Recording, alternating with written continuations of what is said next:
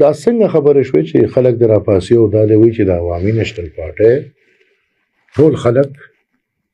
خدای مکه د اسلام نه بار دي.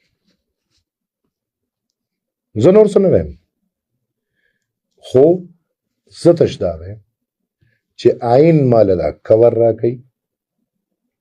قانون ماله دا کور راکوي، زما مذهب بیا ماله دا حق راکوي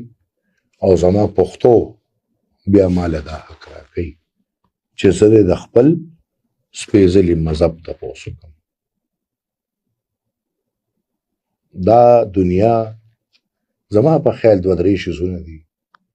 یو دغه مذهب دی، یو غیرت دی، او یو دریم شیز دی چې موږ پښتانه ورته پښتو وایو، چې هغې کې زما په خیال زموږ ټوله دنیا راغونډېږي. نو چې په مذهب یې ونه کې، په غیرت یې ونه کې، په پښتو یې ونه کې، نو په څه به یې کې؟ زه دا منم چې دا خبرې ډېرې خطرناکې روانې دي، او زه دام اینم